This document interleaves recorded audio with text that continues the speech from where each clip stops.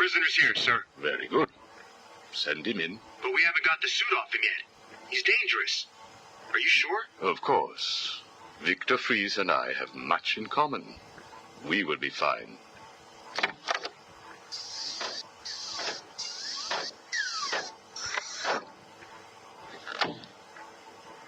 Welcome to my facility.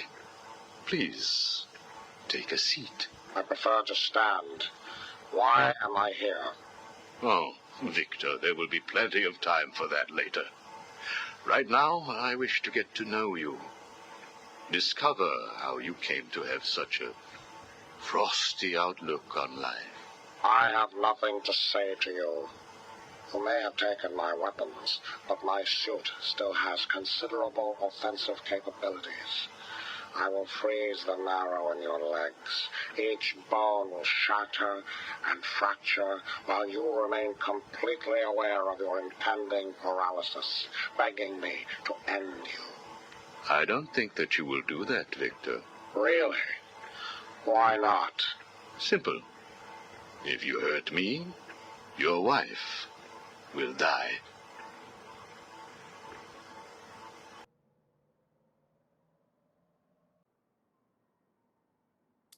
Where is she? Where is my wife? Nora is in safe hands. Now, let's discuss an incident from your childhood. No. Then this is over. Guard. Wait. What do you wish to learn? Your early years were troubled. I was not a sociable child, but that is all. Even your parents disowned you. They sent you away to a reform school, correct? They did not understand my work. Your work? According to a police report, you froze over a dozen of your neighbor's pets. I have always had an interest in cryonic preservation. I didn't understand why my parents allowed our sick pets to die instead of attempting to save them. So I set about finding my own way. I intended to revive all of those creatures. But you didn't. Which brings us to Nora.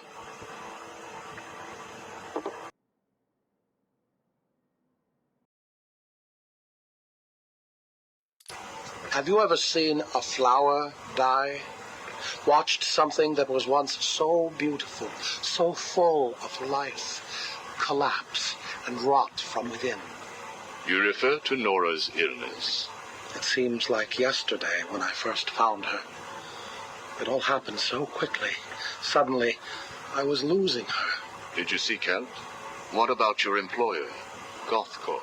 I hid it from them, diverting resources from GothCorp's research in an attempt to find the cure. But in the end, I failed. Time was running out. I knew that if I was discovered, Nora would die. Why take that risk? Do you know what it is to love someone? To really love them? No. Nora was all I could think of. I reran the diagnostics, re-examined every detail from every angle, certain that I had missed something. I cursed myself for being so blind, so stupid. Surely there was a cure. I just needed more time. Then I realized what I had to do.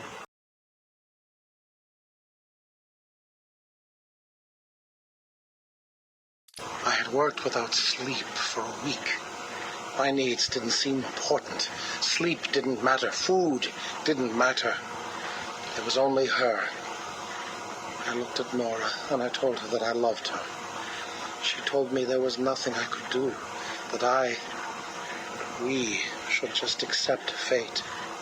She smiled her beautiful smile as she said it. I promised to cure her, and then I pressed the button. You cryogenically froze her, keeping her on ice, so to speak, while you worked on a cure.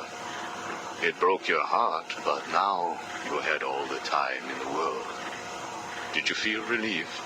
I went home and fell into a deep sleep. For the first time since we discovered Nora's illness, I dared to dream. But for weeks I had ignored my superior's attempts to contact me. The next morning, I overslept. By the time I got to the lab, Ferris Boyle, the CEO, was there waiting. What did he do? He accused me of industrial espionage, which I denied. But then his guards found Nora. Boyle told me that, like all of my research, she belonged to him. I was enraged. I attacked him. His guards beat me back, and in the struggle, I was drenched by the cryogenic chemical I had created. I lay on the floor, helpless, watching the guards steal Nora away. Boyle told me it was a tragedy for such a promising mind to perish in a lab accident. Then he left me to die. But you survived. The chemicals were absorbed into my body and transformed my metabolism. My body went numb. I felt a strange tingling, then searing pain all over. Each breath ignited my lungs. I clawed my way back to a refrigeration unit, and as I closed the door behind me, I felt the icy chill calm my aching body. Things suddenly seemed clear. What seemed clear? Finding a cure for Nora? No. Revenge. Boyle would pay.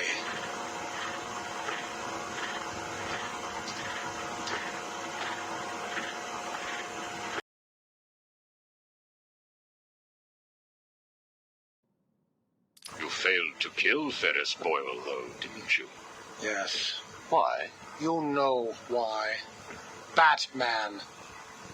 Though he did return Nora to safety. Until you got her. See? There you go. Blame me, blame your parents because you failed to revive the neighbor's pets, blame Ferris Boyle for spoiling your plans to cure Nora, blame Batman for stopping your revenge against Boyle. And now, your Nora is in danger. Because of you. No, Victor. Because of you.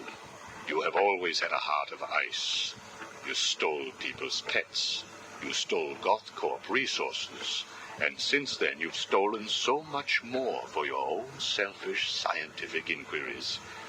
If you had shared your genius with others, devoted your energy to medicine instead of crime, perhaps your ice princess would be at home now, preparing you a hot meal instead of being delivered to the Joker. No!